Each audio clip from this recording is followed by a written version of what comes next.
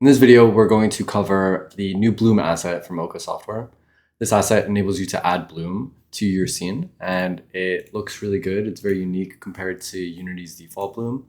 And by adding it, you'll be able to make your game look a little bit more interesting and add a few different options to your game, including ghosting and halos to your bloom that help your bloom stand out.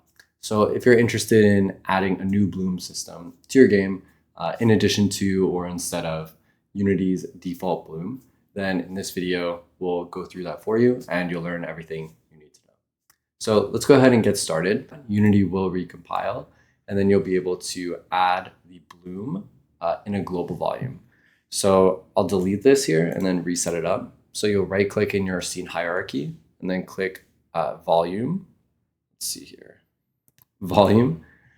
And by default, Unity doesn't add a default volume. So you can, or default profile rather. So you can create a new profile and then you'll be able to add an override. So the override applies to this specific volume. Right now we have the mode set to global. But if you set the mode to local, then the volume system will automatically interpolate the values for each override. But we'll keep it as global for now. And then you can click add override, Oka Software, bloom. Now, the bloom is disabled by default, and that's because if it were enabled by default, Unity would automatically apply the bloom in every scene, even if you haven't added the, even if you haven't manually turned it on. So it is disabled by default, and the way you turn it on is just clicking this enabled option and then clicking that button. And now you can see that it is enabled. Now we're gonna go ahead and enter game view so you can see a little bit more about what's going on.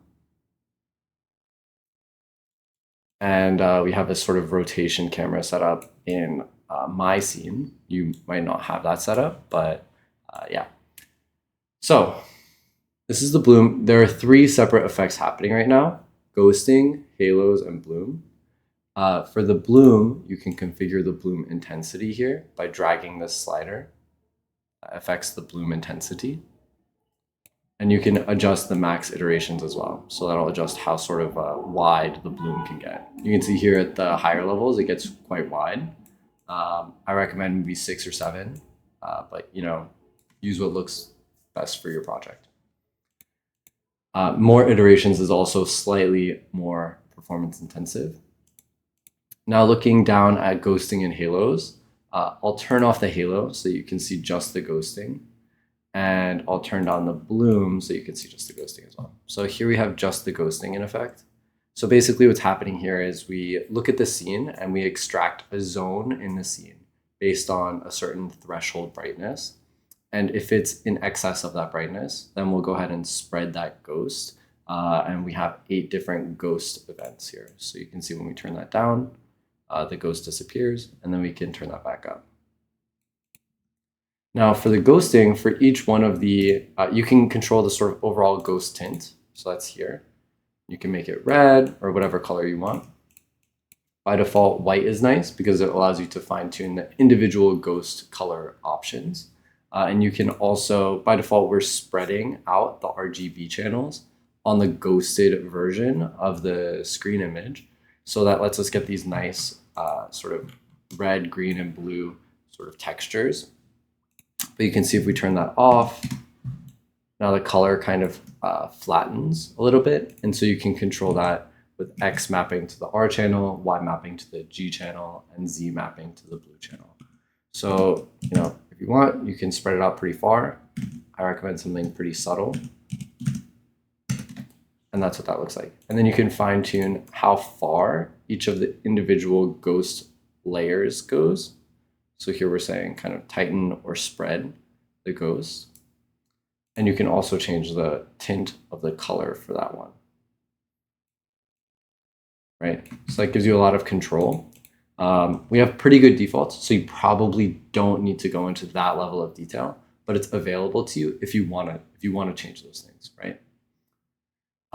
The other thing that we'll take a quick look at is the thresholds. So the threshold applies to both the ghost and the halo. The threshold edge determines how sort of sharp the edge is, and the range determines that as well. sort of like the threshold edge says if it's like above this brightness level, then we won't include it, or we will only include it if it's above this brightness level. You can see that there's some pixelation happening here if we increase the edge too high and the range is quite low. Let's see if I can pause it. So you can see right around here, there's a little bit of issues happening, and as we increase the range, those edges soften up.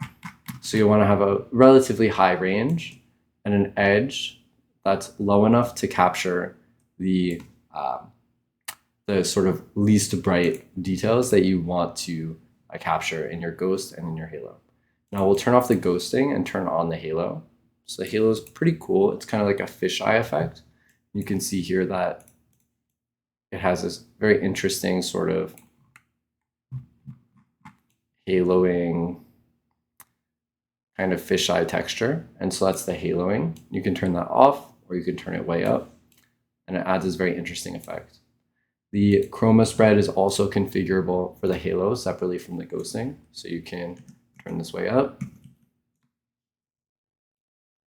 or turn it down based on what you want. You can also configure the tinting for that, as well as the fisheye width, which can help you sort of tighten or loosen the fisheye strength, and then also the fisheye strength as well, which kind of spreads out that halo at the edges. Now that's the halo, and we covered the ghost and then the bloom as well. So that's pretty much everything you need to know for the bloom override that we've introduced. You can see here that there's sort of, let me pause it.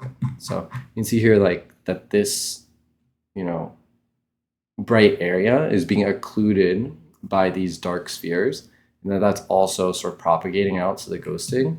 It's totally normal, and you should expect that to happen because it is being included. So that's being included correctly when it's sort of reaching the ghosting stage.